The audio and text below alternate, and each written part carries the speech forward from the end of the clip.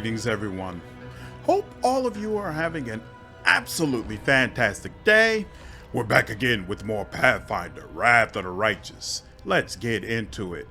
So, we just crossed the bridge. We're right next to the Rapture of Rupture. But before that, what's taking you so long? This is the third time I've had to repaint my hooves and you're still learning your lines.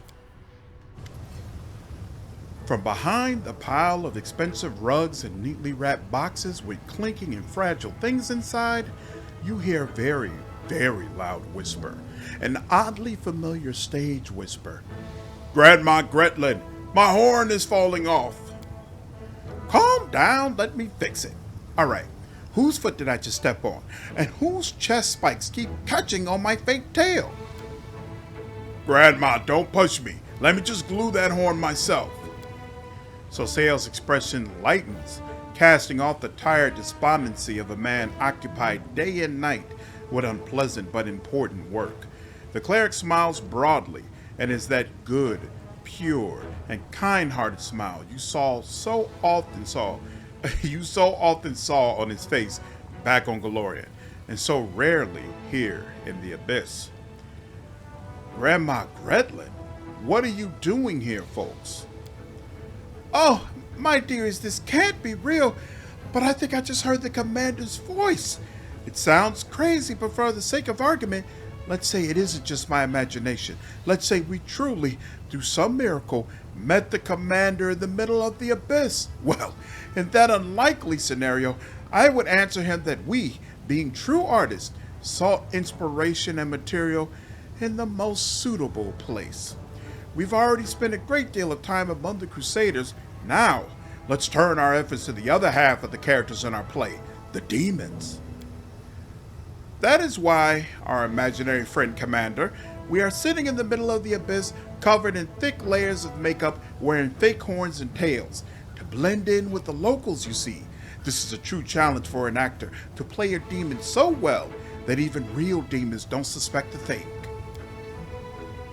After all, it worked perfectly when I wanted to pretend to be the Hell Knight's paralictor and showed up at their camp for an unscheduled inspection. Oh, how they ran and dashed about. In the end, I ordered them to dig a trench in the shape of a fig. Ow! Grandma! Why are you stepping on my foot again? Areelu giggles quietly, then asks in a whisper, with disguises like that, do they really think they'll be able to pull the wool over the demon's eyes? Speaking of which, why wool? Is it the best material for subterfuge? Are sheep considered innately underhanded among mortals?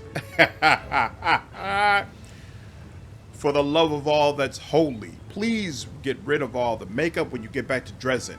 I don't want the patrols to mistake you for attacking demons. Certainly, of course, imaginary commander. Though I'm honestly not sure if this paint will wash away or the horns will come off. I used a very strong glue. Speaking of Dresden, Grandma, don't you have this feeling we forgot something? Our dinner basket? Grandma's knitting? Lambkin? Lambkin is in the room with our dinner basket, and my knitting is sitting on top of it. This is terrible, my dears. We have to go back. Wow. All right. That's done. This we'll go up to later. For now, let's head down. You are surrounded by the sound of melodious voice that seem to be coming from the stone pillars all around you. Greetings, esteemed guest. Are you here to seek the hospitality of the illustrious Lady Vellaxia, or are you here on other business?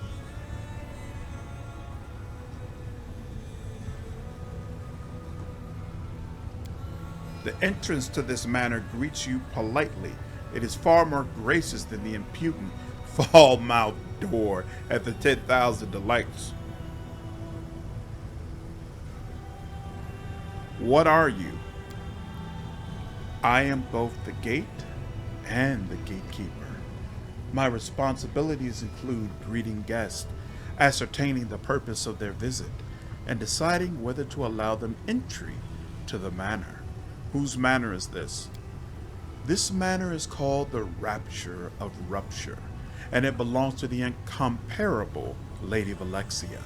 She is the shining star of Alan Shinra and its most glorious resident, after the magnificent Lady Nocticula, of course. Who created you? Lady Vellaxia enchanted me herself and personally entrusted me with my responsibilities. She possesses a wide array of impressive talents. I am just a humble testament to her skill and cannot compare to the true masterpieces she creates with her abilities. Can I come in? If you seek the patronage of the illustrious Lady Vellaxia, I will not stand in your way. If you are here by invitation, esteemed guest, or have brought a gift for the lady, you will also be allowed entrance to the Rapture of Rupture. So anyone can just walk in? Lady Vellaxia has nothing to fear. Those who are foolish enough to try to harm her in her own house are quick to realize their mistake. I seek Lady Vellaxia's patronage and would like to enter. Welcome to the Rapture of Rupture, esteemed sir. Lady Vellaxia will be notified of your arrival right away.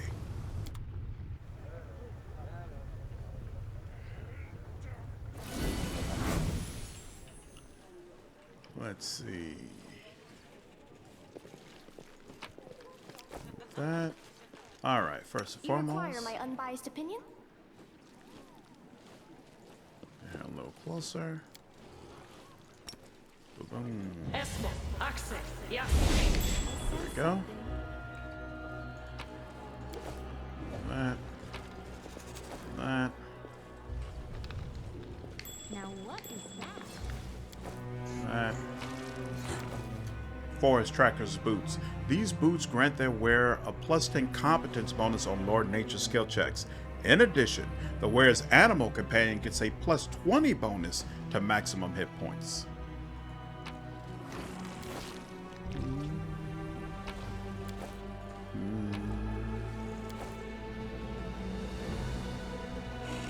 What do we have here? Something is not right here. I hope you appreciate this. All right. And where's Nanio? That should be close enough, I believe. Oh, yes, what? Mass. And there we go. There's all that.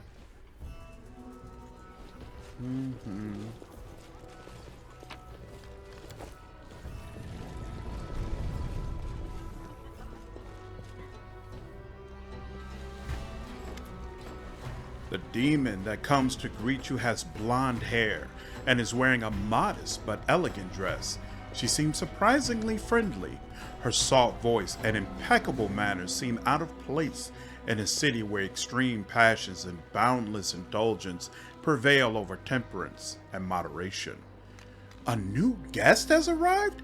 How exciting! A mortal from Golarion, if my eyes do not deceive me. What brings you to my manor? This is all very intriguing. Vellaxia. We have clashed in battle many times.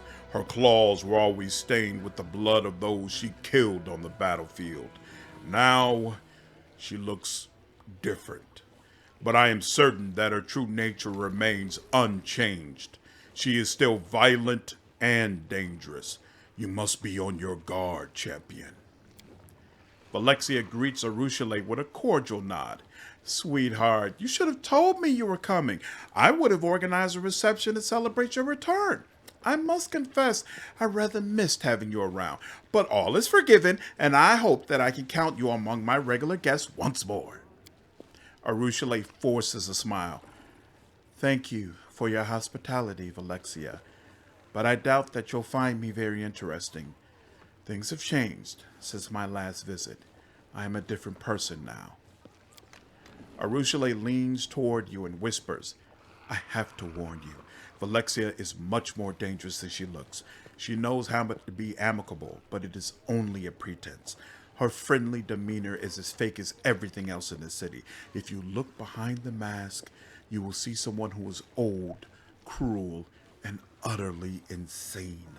Someone who adores random acts of senseless violence. Trust me, I used to know her in my past life. Soseo looks embarrassed. He speaks reluctantly, as if he finds the words difficult. I am sure the heart that beats within your chest is wicked and merciless, but my goddess demands that I am sincere when I see true beauty, though I dread to ask how many lives such beauty has taken. Such a compliment! Sudden and unsophisticated, yet surprisingly delightful. I never thought the words of admiration from a mortal could touch my heart, but it seems that praise from a cleric of Shelyn can make even a succubus feel flattered. Everyone talks a lot about you here in Alan Shinra. Who are you? Vellaxia laughs happily. Ah, how refreshingly direct. Well, let me tell you a little bit about myself.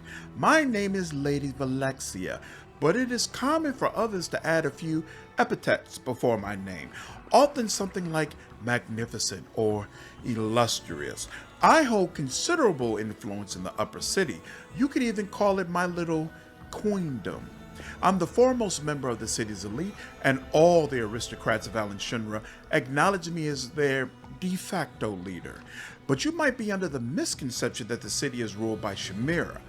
But Shamira is nothing more than a glorified cleaner, entrusted with the responsibility of tending to the latrines. I, on the other hand, hold sway over the most powerful and influential demons in the city. You see, my dear Nocticula allows me to lead the nobility because I look out for her interest. She knows that I am loyal. Unlike most demons, I do not aspire to power beyond what I already possess. I would never stage a coup against Our Lady in Shadow, nor would I ever use my position in society to support anyone else in such a foolish endeavor. I am the commander of the Crusaders of Golarion. I am a famous warrior, known for my amazing powers. I seek the honor of your attention and the pleasure of your inestimable company. Actually, before I say all that, I'd like to get to know you better. How about that? I am flattered by your attention, and I find your personality intriguing. You know, I take great interest in promising young talent, and I tend to offer my patronage to gifted artists. Unfortunately, many of them turn out to be frauds, unable to keep me entertained for more than a few seconds. An acquaintance of mine once mentioned that you used to fly naked over Alan Shinra. They said you wreak havoc and terrorize the city in every way imaginable. Vellaxia blushes slightly and hastily brushes off the question. Oh no, that's preposterous. Those are just ridiculous rumors and exaggerated stories. Of course, when I was younger, I may have allowed myself to be a little too exuberant. But still, what a blatant lie. Flying naked? Such outrageous nonsense. The demon tries to pretend she is outraged, but a sly, self-satisfied smile plays about her lips. If you know all the most influential demons in this city, perhaps you've heard of a demon named Willodus. Vellaxia smirks at you. Indeed, though I wish I hadn't. The pompous dullard never stops boasting about his position as Our Lady in Shadow's main arcanist, and perhaps his magic really is that impressive. But, unfortunately, the same cannot be said of his character. He is a coward and a bore. He may be tenacious, but he certainly lacks any cunning. I heard that he recently hired some assassins and sent them after Darazan's head, but he wasn't smart enough to hire professionals. Not only did they fail, they also revealed the name of their client, and now everyone knows who ordered the hit job. Such sad mediocrity. Please choose your words more carefully. I can assure you that if I were free to deal with Darazan on my own terms, he would not have survived. And I certainly would not have chosen to attack him with that pathetic toothpick of a weapon I was given. Greybore, that's right, bro. Take pride in what you do. You're not like the other demons. Why is that? Time. It's a simple answer, but true. I know a lady is never supposed to reveal her age, but suffice it to say that I am far older than this city and can recall the circumstances in which it was founded. During the ages that have passed, I have had to play various roles. Perhaps, if the gods of Golarion are generous and bless you with longevity, we will meet again. But if that does happen, say 1,000 years from now, I will be completely different. As time passes, I grow bored with each new version of myself, and since boredom is my sworn enemy, I have to reinvent myself to escape its grasp. What made you interested in me? Oh, you're so modest. Vellaxia nods knowingly. You are a Golarion warrior, and you are responsible for securing several major victories in the Worldwound. You had the courage to descend into the abyss, and now you've chosen to pay me a visit. Moreover, you are not here to wave a sword in my face, but to have a nice conversation. Now, be honest, if you were me, wouldn't you be intrigued? You are very powerful, aren't you? It is true that my name carries a certain degree of prestige here in Alan Shinra. My advice, based on millennia of experience, can be truly valuable, and my adventurous life has allowed me to acquire extensive connections, as well as an impressive collection of powerful curiosities. Oh, now really, just listen to me, talking your ear off like a market seller. The demon laughs of herself good-naturedly. Are you skilled in the magic of enchantments? Yes, that's one of my many talents. A life that spans thousands of years can be a challenge for even the most lively and curious of minds. I am always looking for something new and exciting to do, so I have studied many strange subjects. I take particular interest in anything bizarre or unusual. Why do you like to support young talent? Vellaxia glances at you coyly and gives you a charming smile. I could have told you that I am driven by pure altruism and the desire to perform good deeds, and you would have thought me the kindest and most noble of demons, but the truth is that I'm easily bored. And by attracting the young and the gifted, I could discover something new every day. They keep me entertained, and to be honest, they add to my prestige. I like making new friends, and with my help, those friends can become very influential indeed. What happens to those who fail to interest you? Vellaxia looks at you uncomprehendingly for several moments, then bursts into a peal of musical laughter. Oh, so you've heard those ridiculous rumors. Don't pay any attention to them. They're all so boring. Whoever invented them has no imagination. I've heard rumors that I kill them, that I keep them in my dungeons, and even, just imagine, that I rape them until they drop dead of exhaustion. It's all an extraordinary load of rubbish. I haven't done anything like that for at least a couple of millennia. Thank you for your answers. Vellaxia gives you a charming smile. Thank you for being interested in what I have to say. I am the commander of the Crusaders of Golarion. I am a famous warrior, known for my amazing powers. I seek the honor of your attention and the pleasure of your inestimable company. Vellaxia answers politely, but without much enthusiasm. Known for your amazing powers. Here in the Abyss, you will need more than power and influence to impress others. Your special abilities will hardly give you the same status as they did on your homeworld. The demons will not see you as worthy of glory and respect until you demonstrate what makes you unique. However, you've managed to pique my interest, and I would be glad to make your acquaintance. There's no need to bother with titles. You can simply call me Vellaxia. And you are? Don't put your trust in her words, champion. Vellaxia's temper is like the wind that blows across Ishiar. It changes constantly and bodes poorly for us, no matter what direction it turns. You must watch her as vigilantly as a skilled sailor watches the horizon. My name will remain a secret. Vellaxia claps her hands in delight. You would prefer to remain incognito? A mystery knight. Isn't that what you be called on Golarion? How absolutely charming. Well, my mysterious new friend, I have a proposal for you. Let's pick a place that's nice and romantic and go on an innocent little date together. It'll be a chance for us to get to know one another. How about the Battle Bliss? It offers simple, spirited entertainment, and it will be a good place for us to talk undisturbed. No one will notice us because they'll be too busy watching the fights in the pit. We can have a nice conversation and learn more about one another. I'll be waiting for you at the arena. I hope you'll accept my invitation. I will be very disappointed if you deny me the pleasure of your company. I have to go. Vellaxia smiles warmly as she bids you farewell. Please, don't stay away too long. Come back soon. All right. Set that up for when I come back. And with that, we'll leave. Boom, boom, boom, boom, boom. Progress being made. All right, out here. We will not go in that portal yet. We're not ready for that. We will have to come back. But we'll go down here. And then go over here. And then across here. And now we can go down this portal. Whoop, whoop. Portal down. Okay, I don't remember if there's any fights around this area.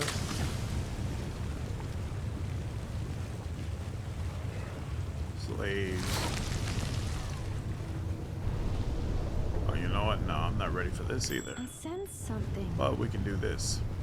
Death is life's final surprise. And I am I am helpful. Am I not? Crazy. Alright. Let's continue on. Nothing we can do for them. Sorry, guys. Tyrants and minion. You are my favorite aid. I remember these people being especially annoying. Well, let's see if it's still the case. Actually, there we go. And so you're the mortal who's the talk of the town, eager to join the Alan Shinra nobility, are you? I will not tolerate material plain filth, disgracing us with its presence. We won't fall here. The abyss is for demons. Let's see. You're gonna have to prove that, son. That's not a good start for you and your boys. And there we go. Hailers are so annoying in this game. What's going on here? Braces of the Eldritch Scholar. These +6 braces of armor grant a +5 competence bonus on Knowledge Arcana and use magic device skill checks. Boom, boom, boom, boom, boom, boom. Alright. Bunch of scrolls, too. Excellent. Alright.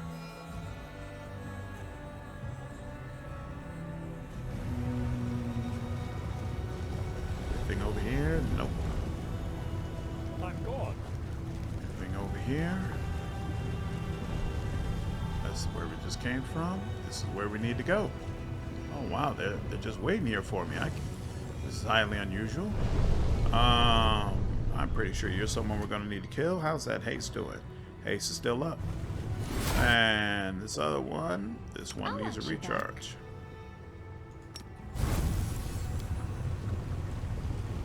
Mortal, your kind should kneel in our presence. Well, that's not happening. The heartbeat quickens. All of your wisdom got hit, huh? I know, that's rough. That's rough, that's rough, that's rough. I'm really sorry for you. Really sorry for you. Alright. And this looks all like stuff to sell. Yep, stuff to sell.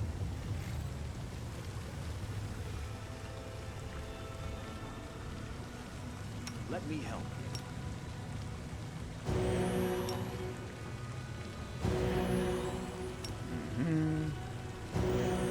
Excellent.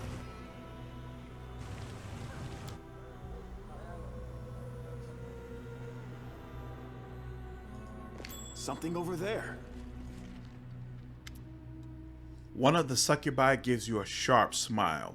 She scoops up another handful of gold and carefully tucks it away in her pockets. What do you want? I hope this sleazebag wasn't a friend of yours. Think carefully before you answer. The succubus nods toward the mauled corpse.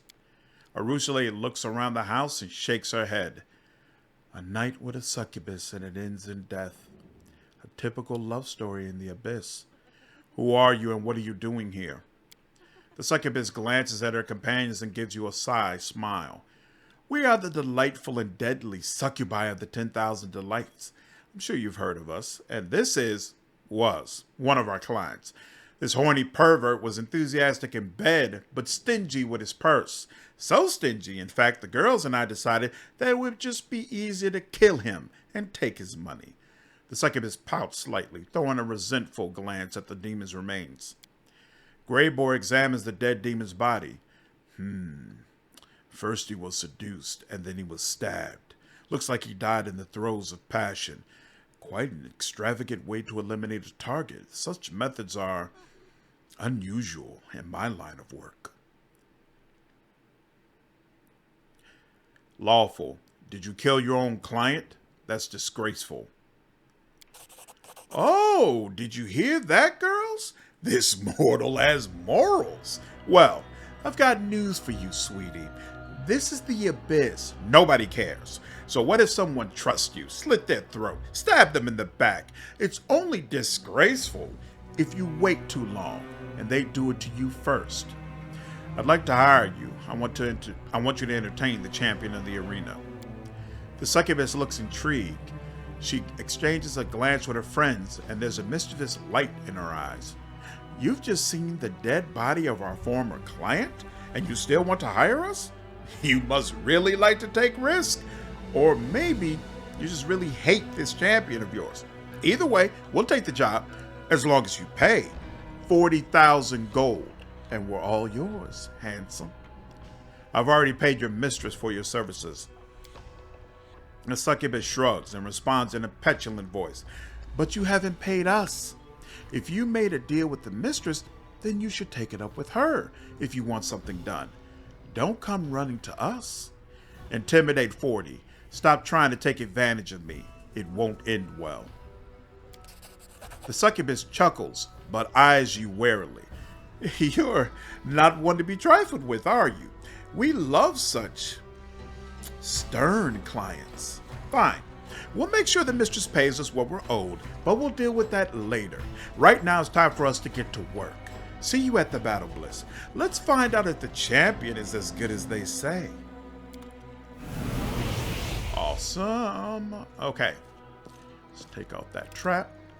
I am helpful, am I not? Quite. Anything to discover? Nope. That it? All right. And now the arena is open to us once again. But before we deal with that, we do have Greyboar. So why not go ahead and take care of his quest? We do it my way. Alright, save here. Are we ready to move out? Go ahead and do that. Go ahead and give some of that. And actually, you got Death Ward. You got Death Ward. You do not have Death Ward. Protects us. And actually, let's go ahead and do that too. Excellent.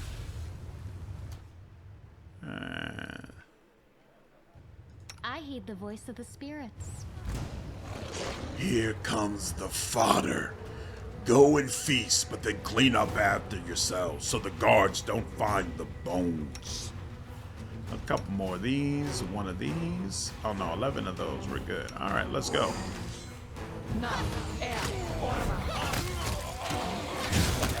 Oh yeah. Oh yeah, these guys are much easier to deal with after the patch. Uh-huh. Woo. Used to be that getting rid of those little death snatcher things was just brutal. Ring of Protection +3, Mithril Chainmail +2, and Defiler. This +4 Unholy Heavy Mace increases the amount of damage channel negative energy does to living creatures or heals undead creatures by 2d6. Alright. Something is not right here. I hope you appreciate this. And there we go.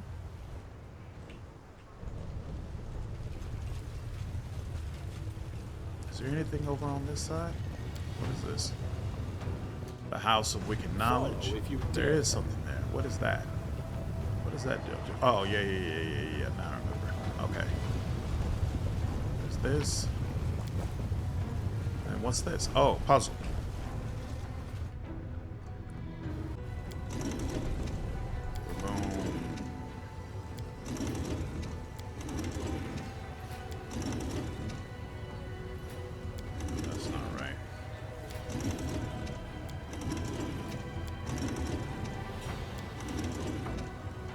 Open your heart to me.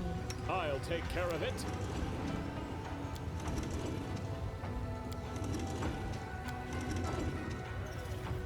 Anything That's new? correct. My skills are absolute. Needs to go the other way, and that looks correct. Search for the beauty with your heart. It's not time your to eyes. act. See, these puzzles I'm okay with. The ones that are relatively simple, I'm okay with the mechanics. It's the harder ones that I'm like, Owlcat, why'd you do this? Because it never feels right. Like, I'm okay with games that have difficult puzzles. I used to love those Prince of Persia games. Some of those puzzles definitely took you a while to figure out, but they had mechanics that made sense. I never felt that way about the puzzles in these games. Where's my reward? Hello. Hey, I was about to say, what in the... That was a trap. Ooh, a scimitar. Faith Bearer. Whenever the wielder of this +4 holy scimitar confirms a critical hit, they make a lore religion check, DC 40. On a successful hit, all allies in a 15-foot area are healed for the amount of hit points equal to the number of ranks the wielder has in lore religion. Interesting. Okie dokie. And let's continue on. Alright, got that. Let's go here. Ba, ba, ba, ba, ba, ba, ba. I'm off. And here we go. I am helpful. Am I not? I do what I must. I do what I must. Alright, so sail. I will lend you my aid. There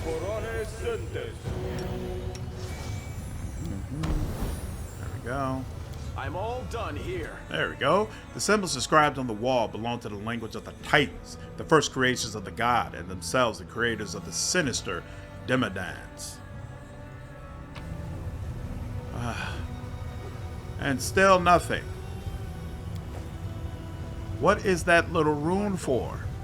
Maybe we need to go back to the first slot we discovered. I think it was in the lower city, right? Maybe that's the one we need to look at first, and then come back to these other ones. Because otherwise, I'm like, what is going on? Actually, let me do a full save just in case there's a problem here.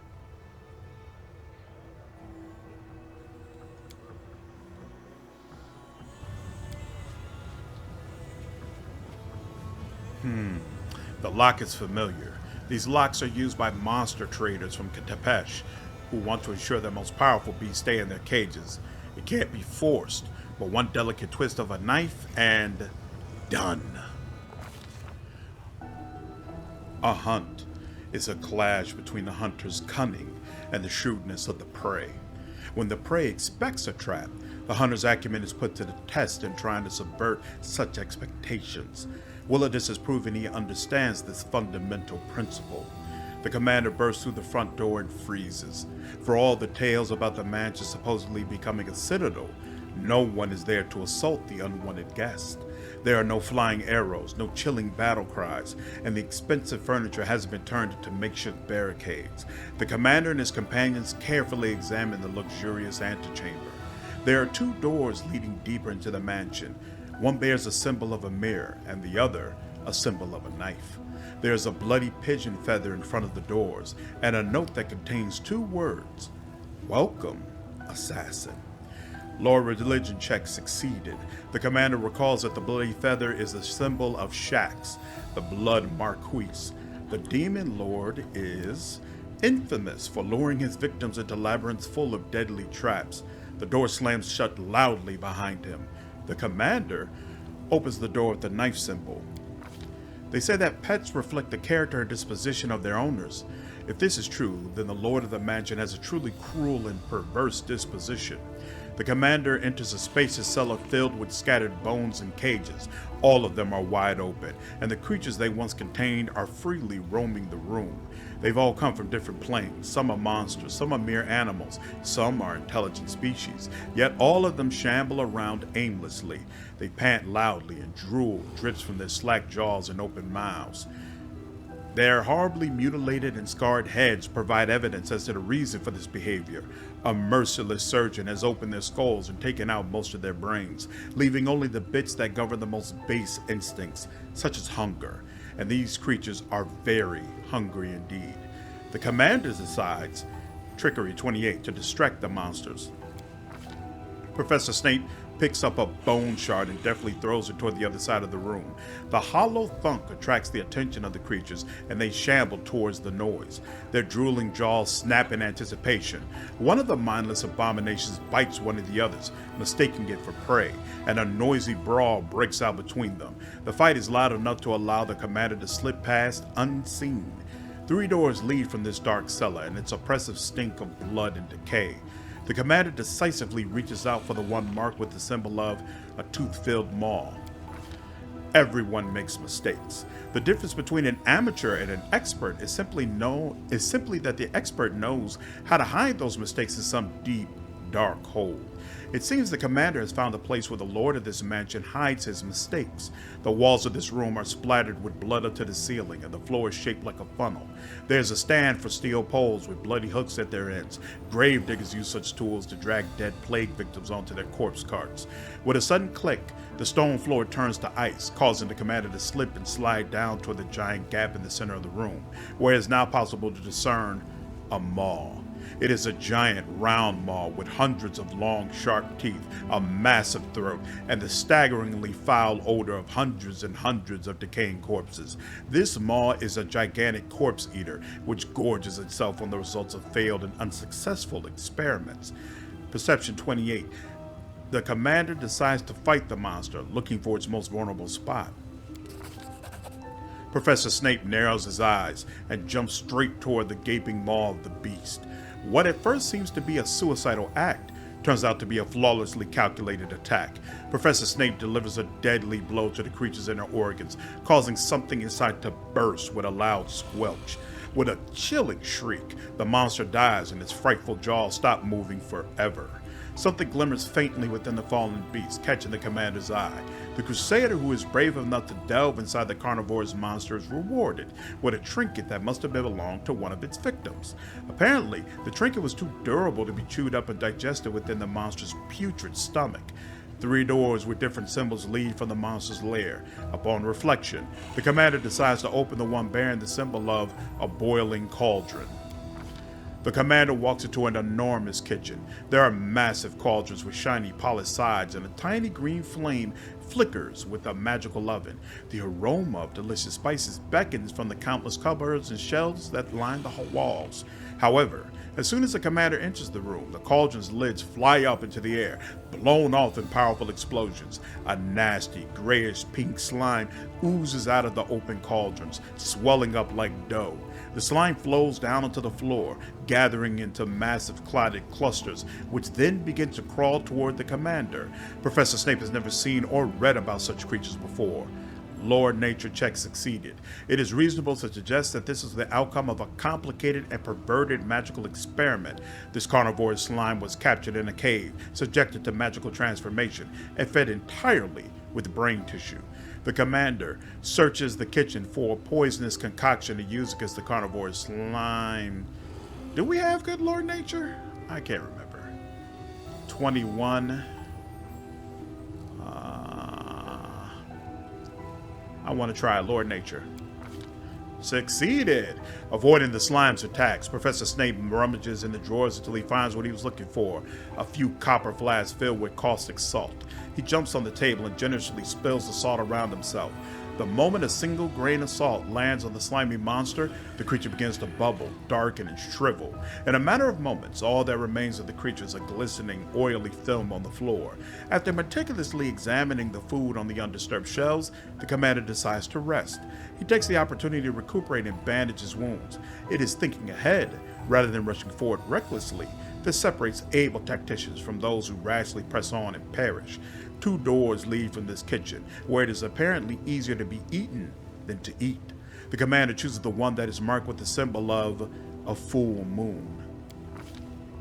The commander enters a magnificent bedroom and ends up knee-deep in a seemingly bottomless pile of soft blankets, fuzzy rugs, plump feather beds, and other covers of all sorts and shapes. They allure and promise the sweetest dreams, if only Professor Snape would lie down and close his eyes. It's a dangerous temptation. Anyone who allows these fluffy killers to put them to sleep won't ever wake up again. They will crawl over their victim, piling up around them, and then suffocate and smother them to death. Carving through a feather bed with his blade, the commander sees glistening flesh, and a thick ichor oozes out from the rend in the fabric. Yet, no book has ever mentioned such strange, bizarre creatures. Lord Nature check succeeded. The commander can only guess that this is the result of a strange experiment on some predatory swarm organism that disguises itself as something harmless and then preys on those it lures close.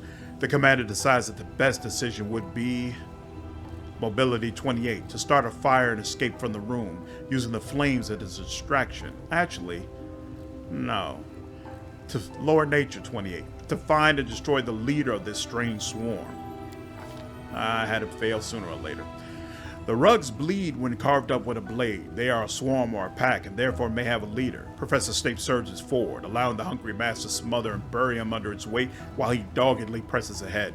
However, heavy flesh and fabric press against him from all sides, hindering his movements and depriving him of air.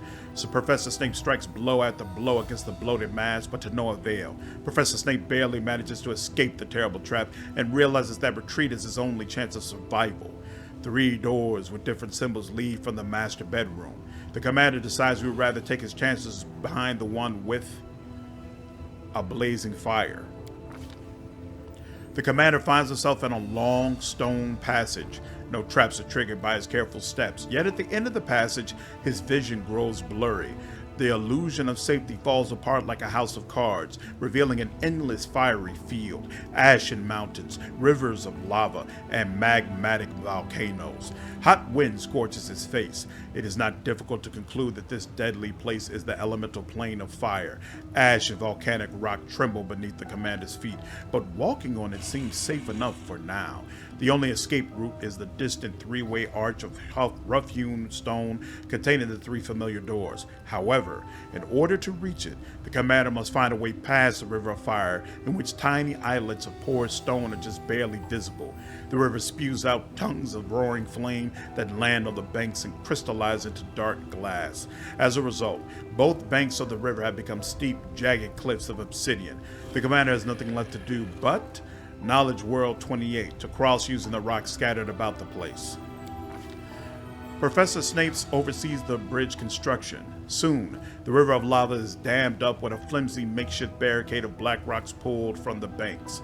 Molten lava licks at the obsidian dam, rising higher and higher and threatening to overwhelm it all together.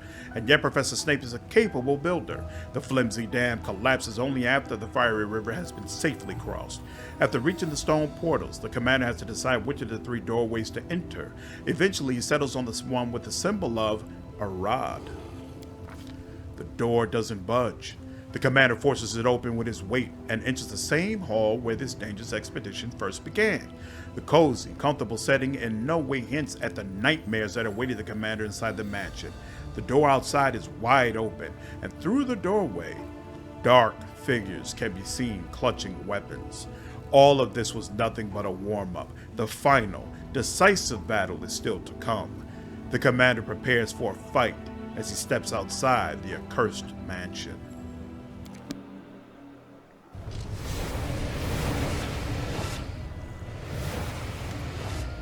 Well, I'm happy they fixed this. The last, I think 3-4 times I did this, you had to walk around and find Willodus or some other crazy nonsense, but it looks like finally this door works the way it's supposed to.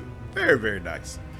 The leader of this gang of demons is grotesquely disfigured, even by the standards of the Abyss. A disproportionately large and bloated head rests on a tiny, disformed body covered in bumps and furrows like a shriveled walnut. What seems at first to be a mane of hair standing up on end is revealed upon closer inspection to be bone needles sticking out from his pale, blistered skin. Where the mouth should be, there's instead a bony plate formed from yellowing teeth that have grown together. It protrudes out from his torn, lacerated lips. His voice appears to come from a slobbering, undulating hole in his neck just beneath his chin. More bloody lava showing up in my palace? I'm getting very tired of these visits. What a freak. Even I feel somewhat conflicted. Would killing this creature be an act of cruelty or mercy? I do not wish to show mercy to the scum that set me up. Who are you? A snort of derision escapes from the creature's throat, and he makes a dismissive gesture with his hand, his dirty nails curling into long, thin spirals. You don't even know if you decided to challenge? Let these words herald your imminent death, outsider. I am Willodus, the wizard confidant and advisor to the Lady in Shadow. I am also known as the Vivisector. Greybor smirks, not bothering to hide his contempt. So many words. I'll simply call you a corpse. Less impressive sounding, perhaps, but easy to remember. Why did you turn your house into a trap? I was expecting assassins, and therefore I prepared a warm welcome for such guests. I trust that you appreciated my vivarium.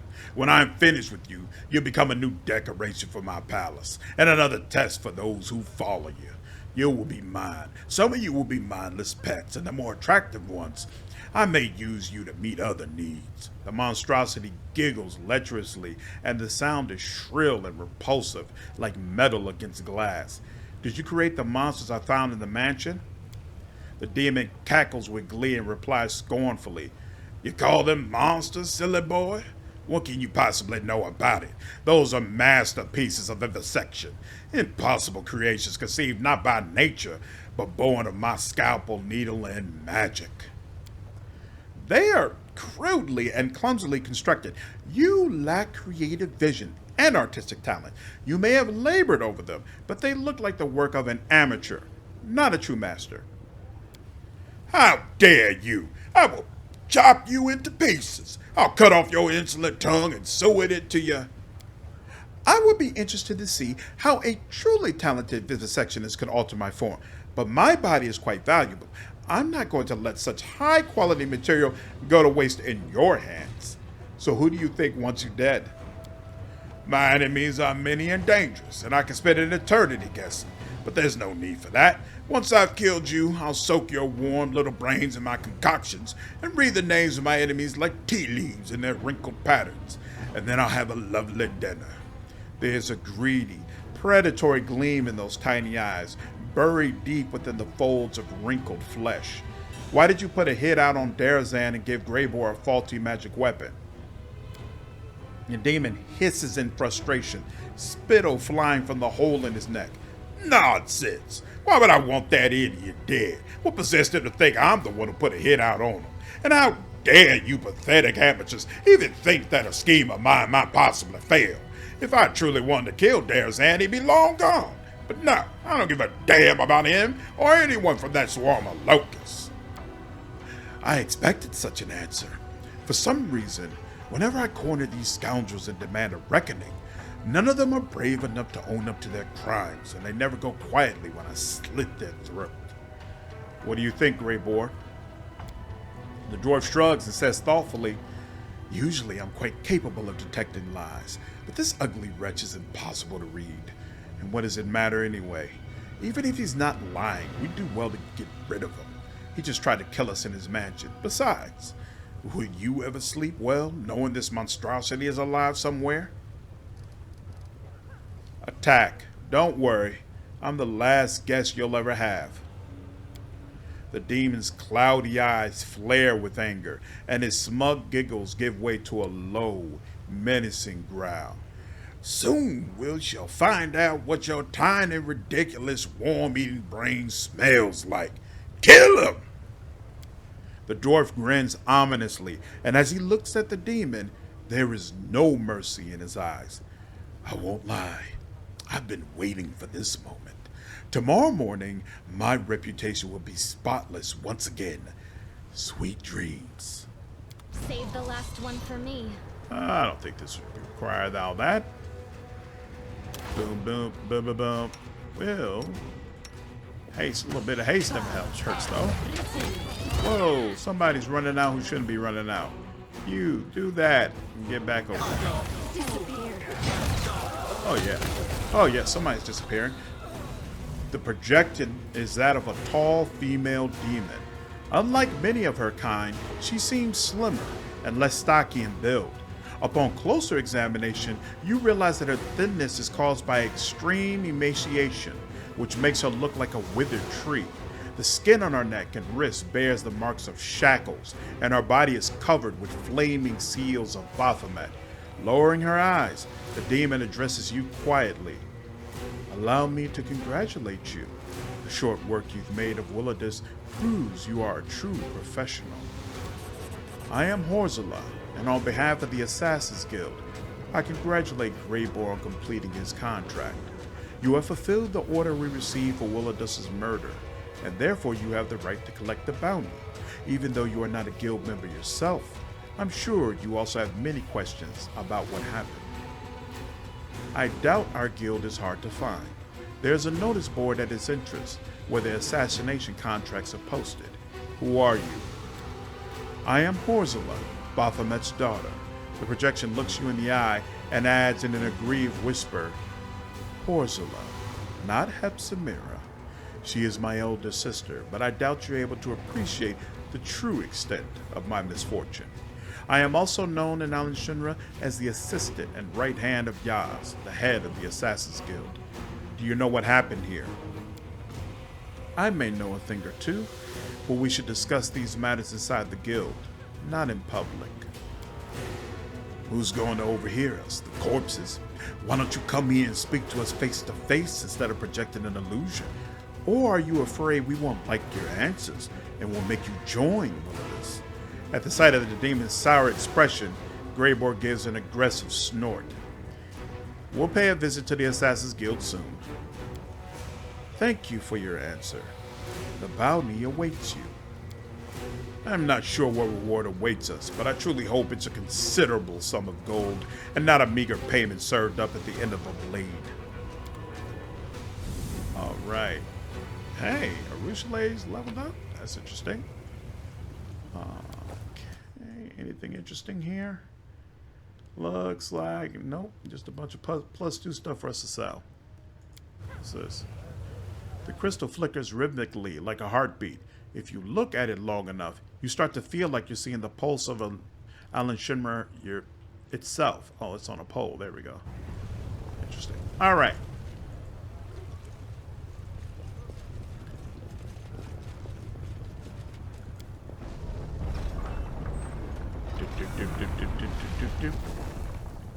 Into the Mage's Tower. And I think that's a good place to stop. Hope all of you enjoyed the episode today. If you did, please leave me a like down below. Share this content and subscribe to the channel if you haven't already. I will see you all in the next video. Take care.